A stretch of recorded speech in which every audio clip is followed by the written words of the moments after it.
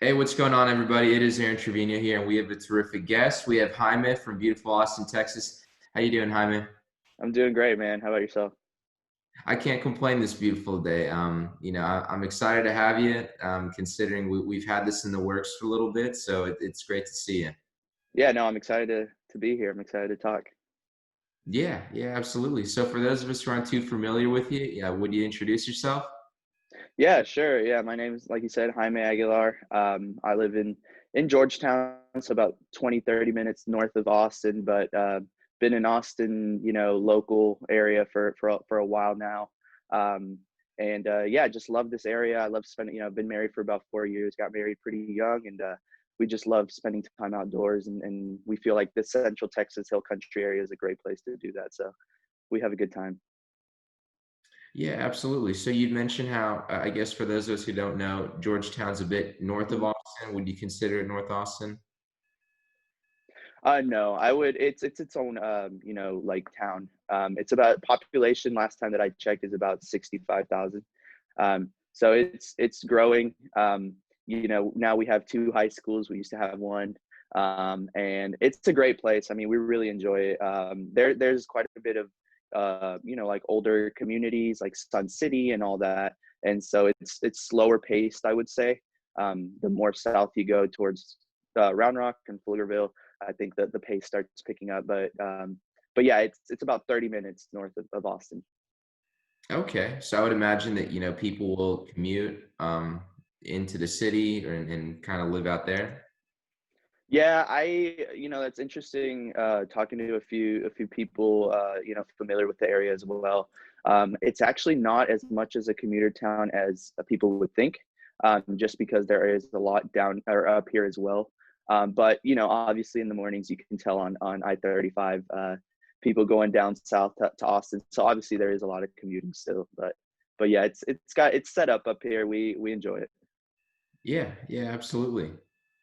So what's kind of special to you about living in that area here in the Austin area? Well, I mean, I would say that like it's just, I mean, we can tell by the numbers, it's just growing tremendously. And there's a lot of new developments and a lot of apartment complexes, a lot of large multifamily projects coming up. Um, and just right here, right close to us, there's a whole community of just rental houses. A big builder came in, and so it's just I'm seeing a lot of housing go up and a lot of people moving to this area. And I don't blame them. It's a good place to be. So I see it as just overall growth. I really do. I don't see it like in a specialty or like in a certain way that there's more growth than others. Um, there's shopping centers that are coming up, and even with COVID and everything, retail seems to be kind of picking back up. So it's good to see it, but yeah, I would say in general it's just growth, not particularly in one area. Yeah, beautiful. And I know we'd kind of mentioned a little bit earlier, kind of about real estate. You kind of mentioned Mhm. the apartment market's heating up, and the area is exploding as well. But what about you? I know you're kind of looking to transition into real estate, right? Yeah, no, I'll be happy to give you a little quick rundown of how that all went down. So 2020 was a different year for all of us, and I got, just like many of us, got a lot of time to spend at home. And you get bored after a while, and you start trying to, or in my case, I excuse me, I started trying to just figure out, okay, what's my move? I know that I want to grow and I want to do bigger things. So what avenue, like what so I started doing some self-discovery. I really got into mindset. So Tony Robbins and all those big guys, and it really, I mean, not to be over exaggerated, but it did change my life in a way. It really made me look at things as, sky's the limit, almost, as cheesy as that sounds, and you can go out there and do pretty much anything, and we live in a country where that's possible. So I'm super grateful for that. um, and the classic, which I hear a lot, investor story or real estate in general. I read Rich Dad Poor Dad, um, and that automatically just flipped something in me. My dad and my uncle are both architects, in Mexico, but they are, so I've always been around you know, building, construction sites, development. And so it just kind of clicked for me. You know, and so living in Texas, there the Spanish speaking Hispanic community is growing. It's already big, and but it's just growing more, just like any you know, just the growth in general that we were mentioning about earlier. And so for me, I saw that as an opportunity to provide value to anyone, but I see the Spanish speaking community kind of left behind in a way, or not as many resources and help, and just having a person or people that know and that can speak their language and can answer their questions and be there for them.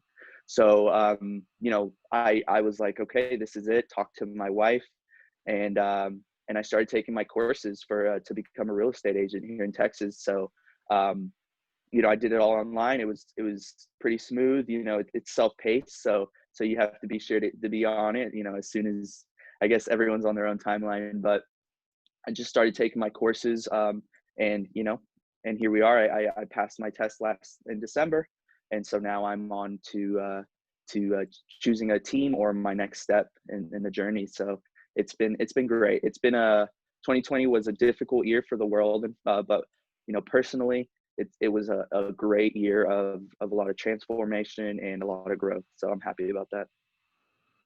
Yeah, absolutely. Congratulations, man, on you know, Thank you, passing thank you. the test. So you know, it sounds like a great fit for you, considering, you know, the market's good, and it kind of seems like everything lined up. You know, Yeah. family of architects, your wife is on board. You were and you were just fully in this. Yeah, no, I really do think so. It's funny that you mentioned that. I was talking to my wife and my mother-in-law yesterday, and she was like, "It just feels right." And I said, "It does." And you know, it's not like overconfidence. You know, I am a confident person, but it's not that. It's just simply, you know, it seems like things lined up, and I have a lot of momentum and just a lot of desire to go out there and just build genuine relationships with people, and just see how I can help and help each other out. So Yeah, yeah, absolutely. And you also touched on something interesting as well as the Spanish speaking market as well. That's a great market to get into, considering, you know, you speak Spanish, and you can be able to bridge that gap for a community that at times, um, you know, they need someone to help, right? mhm. Absolutely. And you know, the thing is, there are people out there to do it, and that help out the community. And but for me, it was like, you know, I can do that as well, and I can add my own little touch to it, and just simply just help people out. Because I mean, you know, if they're not very if English is their second language and maybe it's not their strong language, you know, there's a lot of resources and loans and you know, this and laws and how can I apply. And so for me, it's like, well, let's make that easier for them. Because just like English speaking, you know, families, you know, they want to get into house too, or sell a house, or you know, invest in some real estate. And so for me, it was like, how can I you know, leverage my Spanish speaking, that you know, grateful that my dad always, you know, kept that in the family. You know, inside four doors between my family, it was only Spanish. You know, if he heard us speak English, it was like, you're speaking enough English out there, let's keep it Spanish in here. And so I'm grateful about that now, because you know, I continue to learn the language. And so so yeah, man. Yeah, absolutely. So I know you touched a bit, you know, on, you know, your wife being supportive, your family being entirely on board. Was there any particular moment when you kind of realized, hey, you know, taking this route is for me? Yeah, there was. And it's funny because I was you know, I first got into real estate investing. So I did the whole bigger pockets, and I went on there and started just talking to people, because you know, it's still something I'm very interested about and going to pursue. And so for me, you know, I reached out to a couple of agents in the area, realtors in the area, in the Austin area, and I built a nice relationship with one. And you know, I told him my idea, like, hey, you know, I'm thinking about becoming an agent, and kind of my game plan, and why I'm doing it. And he said, you know, that's awesome. But he gave me kind of like the other side of the story, which is like, you know, it's competitive, it's hard, you know, it's going to be, it's not easy starting out, you know. For me, I heard that, we ended the conversation. I took that night to kind of digest it and to really like sit within myself and understand, like, is this really what I want? Because I just heard it from someone that's doing it and has done it, that it's not easy, and that's not the first time that I've heard that. Um, and then I kept thinking about it. That next day I woke up and I was like, I do, like, I'm up for the challenge. And so usually I feel like when you're like, well, what made you do it? It was like, well, I heard that this is amazing and this, and yeah, but it was more of the contrary. It was more, it's hard, but that kind of made me say, okay, well, it's hard, but it's not impossible. And if they can do it, and there's successful agents out there and realtors helping people out, I can do it as well. It's just effort and work and time. It's the long game. So that was the moment that clicked. I called him back and I was like, hey, I appreciate it. You gave me both sides of the sides of the story, but I'm in. And so he after that, he really respected the respected me for that, because he was like, man, I kind of tested you there to see like what you would say or how you would act after I told you the dark side, if you want to call it that, of having to build a business and all that. And so that was the moment for sure. Yeah, absolutely. It's interesting how, you're able to make a more informed decision when you're able to see both sides of the coin. Absolutely. It's not all about looking at the pros, because everything will look beautiful if you're looking at the pros. You have to look at the cons as well. I feel like to get, like you said, a good view of what it entails, whatever it may be. Yeah, absolutely. And if you wouldn't mind, if we could maybe kind of run through, I know you talked briefly about what 2020 was like, you making the decision to transition into real estate. But if you could just kind of run through, what does it take to even get licensed? Yeah, absolutely. So there's a lot of schools, right? So there's a lot of programs and schools that you can get your license through. And I think it kind of just goes down to what you're looking for. Obviously, with COVID, a lot of the schools that were in classroom, face to face, those were switched to Zooms, or I'm not really sure. But I went through Aceable, and so they're completely online. And what I liked about them is that you have access on your phone, on your computer, on your tablet, and it's an app. And so, you could be sitting somewhere and you're like, I'm not really doing much, or I'm just sitting here waiting in line, whatever the case may be, or and you can go on there and start, doing some of that. So for me, all you have to do is just go onto whatever site, website of the school, register. Prices vary, obviously, and content varies, because some offer exam preps after you do your classes. They offer like a whole exam prep, so that might cost you a little more. But you register on there, and then you get going. You just start taking the classes. There's six modules to it, and each one, in my case, I'm not sure if this is for all the programs, but you take a test at the end. So once you pass that test, you get your little certification for that module. You move on to the next one, and then at the end, you take the actual test. And so it took me about 2.5 months to do it. It was self-paced, so I'm still working a full-time job. I'll be finishing that up here soon, but at the time, still a full-time job, had to figure all that out with the wife and everything. But, I was dedicated and I was ready to make this move. So I was like, we got to make this happen.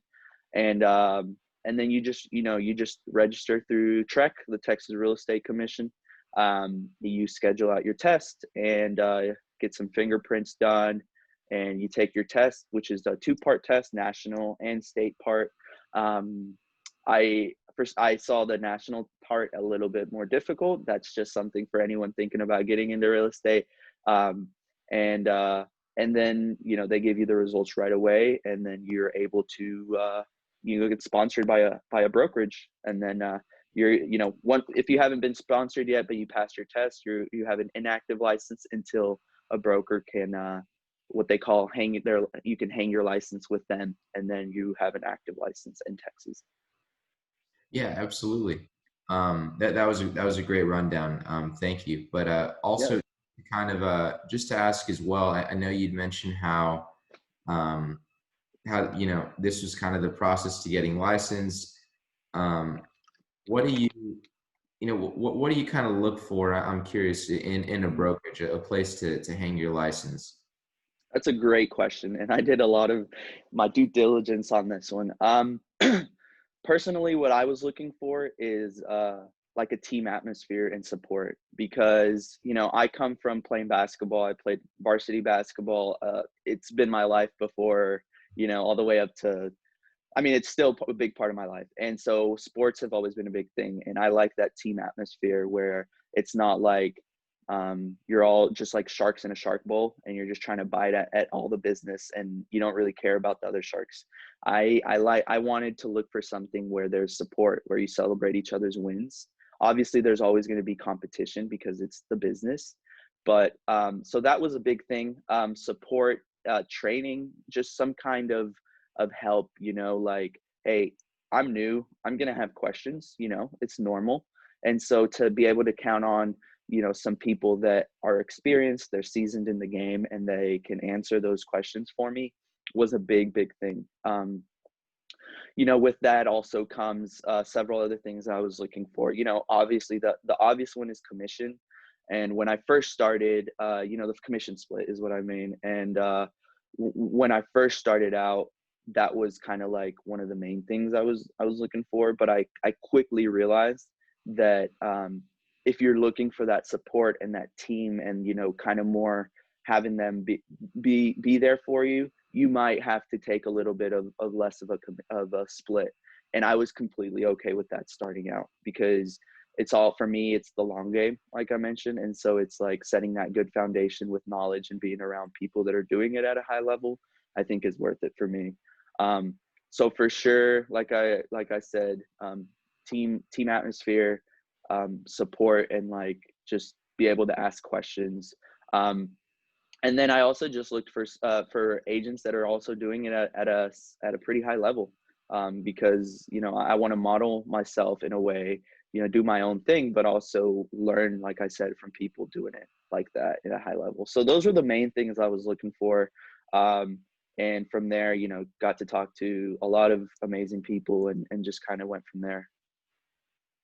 Yeah, absolutely. That's crucial. And you touched on an interesting part there, talking about kind of the commission, strictly looking at commission versus, hey, kind of Mhm. looking at the big picture, right? Absolutely. Yeah, no, that's huge. Because everyone wants to make money. Starting out, you're like, man, like 100 commission, 100%, like that's crazy.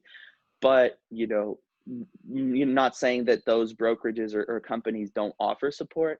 But what I was seeing is that if you want that, and if you want to have those resources, and you don't want to just be thrown out there and kind of do your thing, commission will probably drop, at least starting out. And with different companies and brokerages, once you reach a certain amount of volume, that commission can go up, and it's always negotiable. And so I looked at it like that, like, there's possibilities to grow, and there will be growth, but right now, step one, got to look at it this way for me. So Yeah, yeah, absolutely. That's a great way to look at it.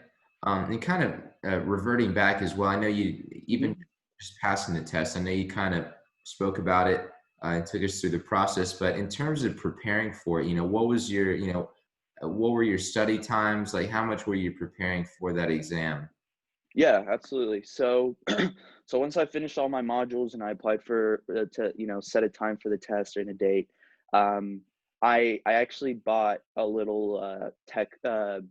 It's a test prep from Champion School of Real Estate, which was a different program, which would from what I was taking my normal classes from.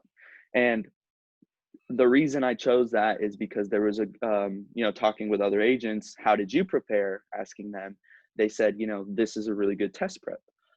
And so I would usually take about, luckily with my job, right now my W-2 is, it's at home, and I can be on the computer, but I can also like look at another screen, which was my real estate school and test prep. And so I would say about 2 hours a day, just to go over anything that I could go over on that test prep. There was like the math section, which I would recommend anyone looking to do it to feel comfortable with the math section of it, because there will be math questions.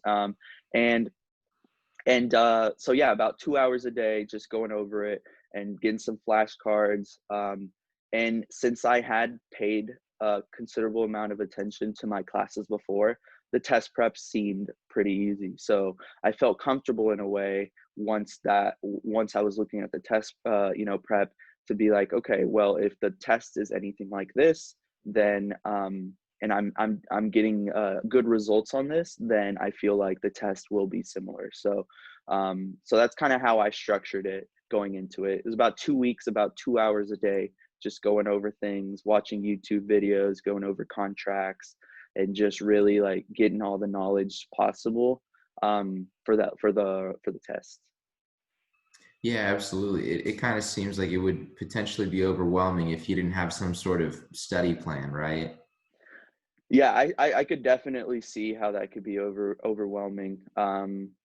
I think it's better to just have something to know, like, this is my test prep. And even, like I said, some schools already have that included.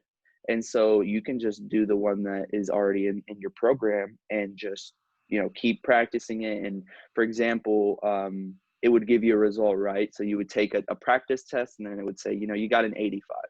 And it was cool to see how the more I did it and the more I learned and studied, those numbers would gradually go up, right? 83, 87, 92. And then once I was hitting 95s or above every time, I was like, okay, all right, well, I feel good about this now. So Yeah, absolutely. It really does something for your confidence when you're kind of able to see that incremental improvement, right? definitely, yeah. It shows that the some results, right? Some tangible results of the work that you've been putting in. So Yeah, yeah, absolutely. And we didn't get to touch on it earlier, but you'd also mentioned how, you would study, you also had some time at your normal job to study for real estate. Could you kind of yeah. talk a bit about, what you're currently doing? Absolutely. So I work for Lone Star Circle of Care. So it's a federally qualified health center. So with COVID, the start of 2020, they rolled out virtual appointments. Right, they were already a thing, but now with this, it was definitely a thing. And so myself and another guy, we were kind of in charge of putting in the systems and just kind of setting up that whole arena area of the company. And so we dealt a lot with I deal with patient experience on the virtual side, tech issues and stuff like that. So I'm constantly on the phone all day, just talking with patients or talking with providers, doctors that are having issues, and then rolling out different programs and systems and kind of looking at the stats to see what's how are things looking. So that's what I'm currently doing right now, up here in Georgetown. Yeah, absolutely. That makes a lot of sense. It's kind of interesting seeing, you know, on the surface, it looks like two completely different worlds, right? Absolutely. Yeah, there's not a lot other than being on the phone and having to talk to a lot of people. I mean, I'm on I'm talking to people English, Spanish all day long. And so the cool thing, because I think it's not all, you have to look at the positives always. I feel like, if you don't, then you're just going to be kind of not in a good headspace. So for me, like, the big positive was like, man, like sometimes these people will really thank you, like, like especially older folks. They're thank you so much for helping me and walking me through this. And for me, that's like, that makes it worth it, right? Because like I'm helping others. So in that sense of helping others and talking to a lot of people, it is similar. Other than that, it is two different, completely different aspects, or Yeah, yeah, of course, Jaime. It's interesting as well, kind of those, those phone skills that you're exercising now, will mm, serve you later on. yeah, yeah. And that's why I look at it like that. Like the more calls I can make now, it's good to talk to more people and personalities, and build rapport with people. Sure, sure, absolutely. So, also talking a bit about what you're looking to do in Hmm. real estate. So, when the time comes that you do find that good brokerage you're looking to work with, are there any particular types of properties or types of real estate you're looking to focus on? Yeah, so actually, I did find a brokerage. I'll be joining the NINO team at Keller Williams. So I'm really, really excited about them. Great group of guys, young, motivated, and our values aligned really, really well. So I'm really, really excited about that. Um, Starting out, like I was mentioning, kind of, I'll be starting out with like residential, so mostly homes and small multifamily, um, and just investments, if working with investors as well, and families looking to buy their home or sell their home. So that would be my like step one, to build a foundation in residential and to kind of build a database and start working with people on that end. My end goal is to transition into commercial, and to go into larger commercial, apartment buildings and, stuff of that nature. And obviously, like, it's a whole different type of business, just because obviously on the investor side and larger multifamily, it's all about numbers, and the business side of it. And then on the smaller side, small scale residential, it's more of emotions, and just, I like this kitchen, or I like this, unless you're working with investors. But for me, starting out, it'll be mostly residential, and just building a business that way until I can transition. I've luckily met some amazing people down the road, commercial brokers that are kind of taking me under their wing as a little mentorship, where I can, talk to them twice a month and just kind of go over some bigger deals and how they do it. So it's kind of my way of prepping, so that once I've built a business in residential, I can, move forward and take that next step. Yeah, I mean, that sounds like a terrific plan, kind of, starting in, basically you were saying building your database, right? Yes. And it sounds like you're getting connected with a lot of different types of people and moving forward.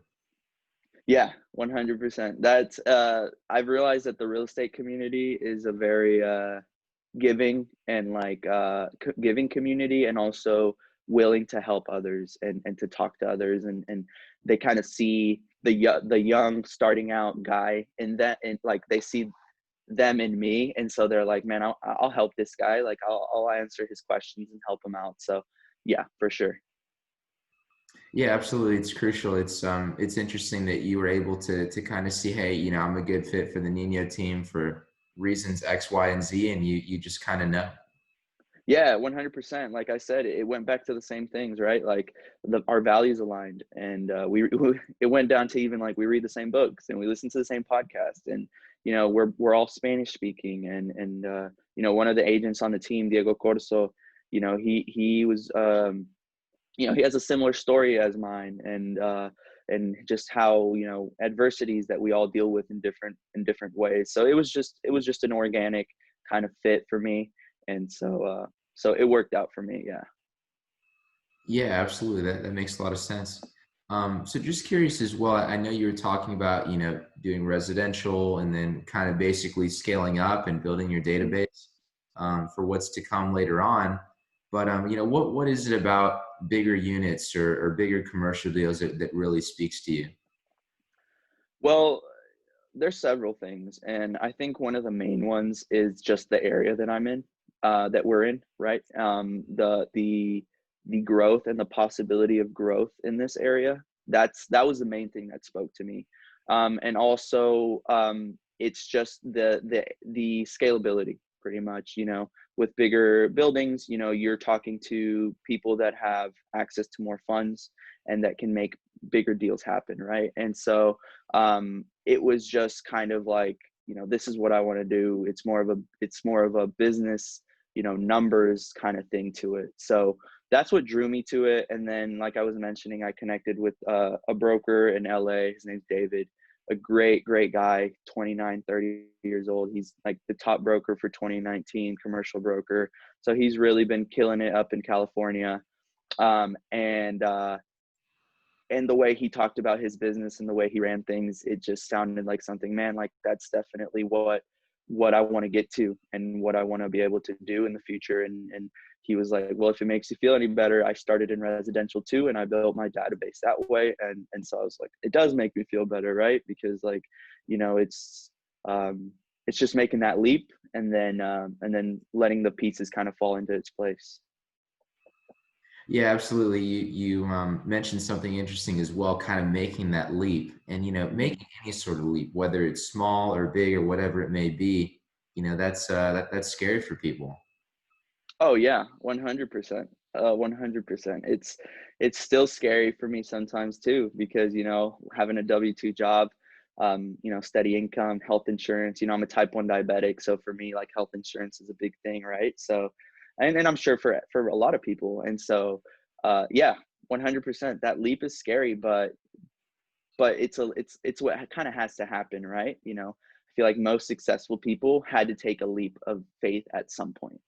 And so I see it as that for me. Like it's a leap of faith, and hopefully 3, 4, 5 years down the road, I'll be like, wow, or even 1 or 6 months, I'll be like, wow, I'm so grateful I took that leap, and look where I am now, and look what all the relationships and people that I've been able to meet. So Yeah, absolutely. That's huge, and it's interesting as well that you mentioned how you're a type 1 diabetic, and that health mhm. insurance is important, but you're all chips, all in. Yeah, kind of put your back against the wall. And obviously it wasn't just like, well, I don't need health insurance. Obviously, my wife and I are I consider ourselves a great team, and we talk about things, and we sat down, we budgeted it out. Even if I weren't to see a penny in the next year, how would things look? How will health insurance look, all that. And so that gave me a lot more confidence and more of a reassurance to, let's make this jump and let's make this happen, because we looked at everything. We're not just jumping out there and doing it, right? And I think that's important, because there is that essence of making a leap of faith and making it happen, but at the same time it's like, let's calculate those jumps sometimes, and see what the outcomes could be, and just go like that, go from there. Yeah, yeah. It sounds like you're talking about making more of a calculated risk, right? Exactly.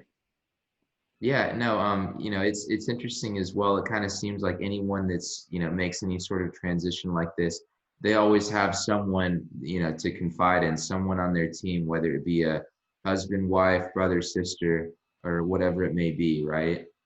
Yes, 100%. I mean, I would hope so. I would hope most people have that one, even if it's a friend or someone they met in a meetup or whatever. But just having that person, to be able to bounce ideas off of, and that kind of thing, I think it's, I mean, it's helped me a lot. Like I said, she's a big part of my support system, and how we run a smooth household around here.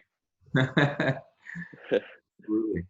So is there anything else that, we haven't talked about that you'd really just like to hammer home? Um, I mean, I would say, like, for anyone that's looking to make a jump or a leap of faith in whatever, I would say, do your research, figure out what you really want and why you want it. Like you always hear the why, like what's your why? And my why is powerful. I want to retire my parents. I want my wife to be able to stay at home with the kids.